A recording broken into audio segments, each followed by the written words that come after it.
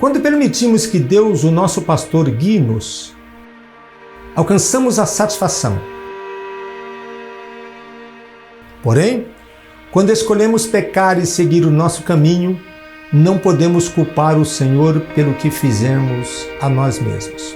Nosso pastor conhece os verdes pastos e as águas tranquilas que nos refrigerarão. Só alcançaremos esses lugares seguindo-o obedientemente. Refrigera a minha alma, guia-me nas veredas da justiça por amor do seu nome. Salmo 23, verso 3. No verso 3, parte A, diz: refrigera a minha alma. Ele se lembra de que quando o rebanho saía a pastar, cada ovelha tinha um lugar determinado na fila, e durante todo o dia ela conservava a mesma posição. Algumas vezes, porém, no decorrer do dia, elas deixavam seu lugar e se aproximavam do pastor. Este colocava a mão no focinho ou na orelha do animal, coçava-o de leve e sussurrava alguma coisa ao seu ouvido. Depois, reconfortada e mais animada, ela voltava ao seu lugar. Davi se lembra de como ele próprio estivera perto de Deus antes de como Deus o protegera quando saíra para enfrentar o gigante Golias e de como ele o guiara ao longo de sua caminhada para o sucesso. Depois disso, Davi passara a estar sempre muito ocupado, tornara-se mais capaz de cuidar de si mesmo e não sentia necessidade de uma dependência direta de Deus. Davi se distanciou de Deus. Depois pecou e isto o fez infeliz. O peso da culpa tornou-se insuportável. Então arrependeu-se. Deus ouviu, perdoou e restaurou sua alma. Ele tornou-se um novo homem. A mente humana é muito semelhante ao corpo. Ela pode sofrer lesões. O arrependimento é uma ferida da alma. É uma ferida profunda, mas limpa e isenta de infecção. Uma ferida que cicatriza rapidamente, a não ser que entre nela algum corpo estranho. Coisas como amargura, autopiedade ou ressentimento.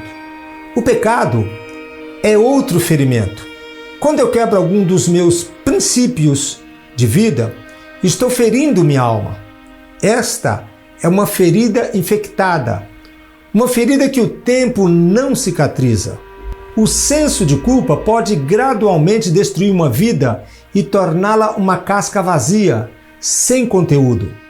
E só existe um médico que pode curá-la. O Salmo 51 é a oração confessional de Davi. A Bíblia diz em Gênesis 2, verso 7, que Deus criou o homem e lhe soprou nas narinas o fôlego de vida. E o homem passou a ser alma vivente. Deus pode e quer soprar nova vida naquele que está perdido.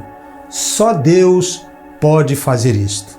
Refrigera-me a alma. Ele me restaura a vida.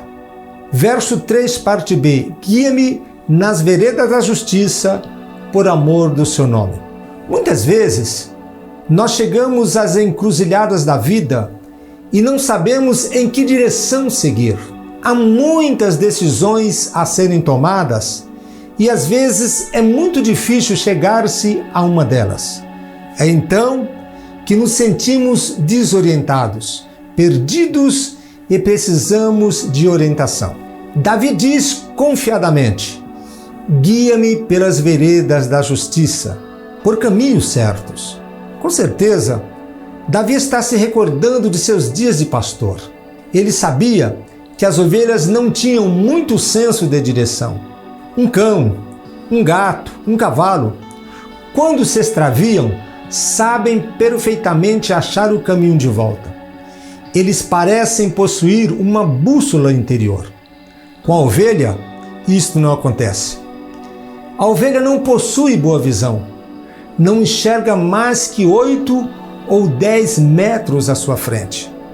As campinas da Palestina eram cortadas por trilhas estreitas, pelas quais os pastores levavam o rebanho para o pasto.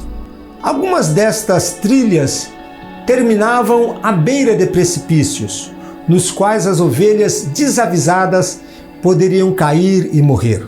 Havia outras, porém, que levavam a pastos verdejantes e a águas tranquilas.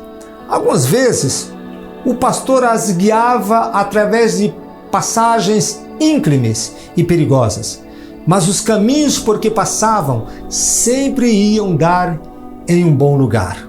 As ovelhas estavam sempre dispostas a deixar a escolha desse lugar aos cuidados do pastor. Talvez Davi estivesse pensando em seus antepassados, marchando por um deserto sem trilhas certas, em sua caminhada do Egito para a terra prometida.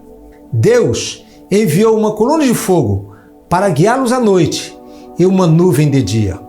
Foi seguindo-a que os israelitas chegaram à terra pela qual ansiavam. Para algumas pessoas, essas veredas da justiça, às vezes, vão significar dificuldades. Embora Deus não nos dê um mar de rosas nesse campo de batalha, nem coloca um tapete em nossa pista de corridas, embora Ele não nos prometa uma vida sem lutas, Ele nos garante forças para a caminhada e a sua presença constante. Notemos que o Salmo diz: guia-me. Ele não nos empurra por esse caminho. Ele vai à frente, subindo a mesma ladeira que subimos. O homem não se encontra sozinho. Quando vamos pela vida, dando um passo de cada vez, nós andamos com ele nas veredas justas. O grande Salomão afirmou: reconhece-o em todos os teus caminhos, e ele endireitará as tuas veredas.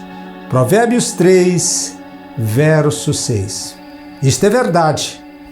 Todos que sinceramente procuram fazer a vontade de Deus, qualquer que seja ela, conhecerão a força de orientação da sabedoria divina.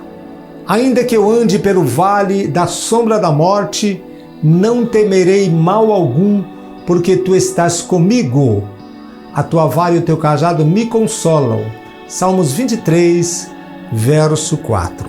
Desejo contar aqui uma ilustração acerca de uma senhora que recebeu a notícia de que seu filho fora morto. Então ela ficou desesperada, fechou-se no quarto e não quis receber ninguém. Seu pastor foi visitá-la. Sentou-se à beira do leito, mas ela recusou-se a dar-lhe atenção. Ele ficou em silêncio durante algum tempo e depois começou a dizer: o Senhor é o meu pastor, nada me faltará. E recitou todo o salmo, frase por frase, com voz suave e calma. E aquela mulher o ouviu. Quando ele chegou a este verso, que tem grande poder reconfortante, ela começou a recitar juntamente com ele: ainda que eu ande pelo vale da sombra da morte, não temerei mal nenhum, porque tu está comigo. Quando terminou, ela sorriu debilmente e disse: agora parece que tudo mudou. É certo que a expressão vale da sombra da morte não significa apenas morte física. Ela já foi traduzida como o corredor sombrio e compreende todas as experiências duras e terríveis na vida. Alguém já falou do Vale da Sombra da Morte, um vale que existe na Palestina e vai de Jerusalém ao Mar Morto. É uma trilha estreita e perigosa que corta as montanhas, sendo um caminho árduo e muito fácil para uma ovelha precipitar-se, ribanceira abaixo e morrer. É uma viagem difícil que ninguém deseja fazer. Contudo, as ovelhas não a receiam. Por quê? Porque sabe que o pastor vai com elas. E para nós, há os momentos sombrios da vida, os quais todos temos que atravessar. A morte é um deles, desilusões, a solidão e há vários outros ainda. Já conversei com algumas pessoas que estavam atravessando o vale das sombras e disse-lhes que procurassem um lugar e ficassem a sós com Deus. Disse-lhes que parassem um pouco de lutar, que se esquecessem por uns instantes das circunstâncias adversas da vida, que impedissem a mente de se preocupar com o amanhã, com o ano seguinte, com o futuro. Pare um pouco, fique quieto, em silêncio, e mesmo que esteja dentro deste corredor sombrio, você sentirá uma presença estranha e maravilhosa, e a sentirá mais fortemente do que antes. Onde quer que a trilha da vida me leve, eu não temerei nada, disse Davi. E milhares de pessoas também já se libertaram deste medo. Como? Tu estás comigo. Há um grande poder nesta presença. Esse vídeo faz parte de uma série especial em nosso canal. Para assistir a continuação, clique no card acima. E não se esqueça também de deixar o seu like, se inscrever no canal e ativar o sino de notificações. Deus te abençoe em Cristo Jesus.